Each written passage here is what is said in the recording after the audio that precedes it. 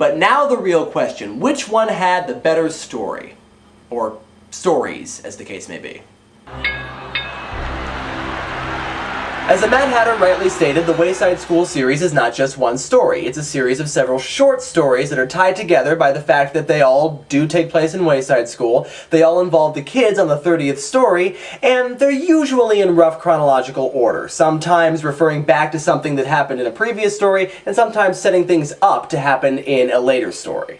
In fact, the third book of the series, Wayside School Gets a Little Stranger, actually does have something of a story arc, as Mrs. Jules goes on maternity leave and the kids get a series of horrible substitutes. For a movie, though, you really do need just one consistent story. Interestingly, the writers chose not to go with one of Louis Sachar's stories, but instead to write one of their own. Now, they refer to some of Sachar's stories, and the subplots are basically Sachar's stories, and there are, in fact, a lot of inside jokes for anyone who's read the books. However, it is consistent with the world that they've set up, and it sounds like something that Louis Sachar himself might have written. Now, the inside jokes do leave a lot of unanswered questions for anyone who hasn't read the books, such as, why is there a cow in the school? But really, even that's consistent with the books, which also leave a lot of unanswered questions. Such as, if the builder forgot to build a 19th story, then why didn't he just renumber the story so that Mrs. Jules' classroom was on the 29th?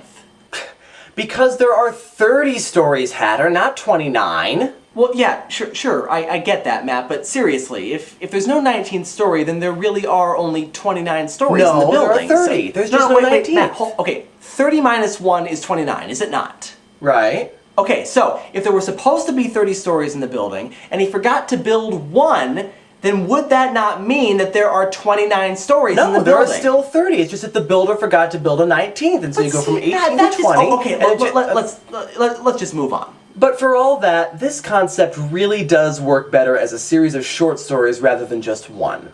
The movie really did capture the spirit of the original books, both in the humor and also in the intelligence in some of the writing. But the book has the advantage of many characters and therefore many different kinds of craziness. It's not coherent, but it's not really supposed to be, and yet it still makes a strange kind of sense. That's the genius of Louis Sachar's writing. It makes sense, and yet it doesn't. The movie did a decent job of paying homage to the series, and it did make me laugh quite a lot, but it's like 1 or 2 chapters in the series. Only a taste of the amazingly crazy stories in the books.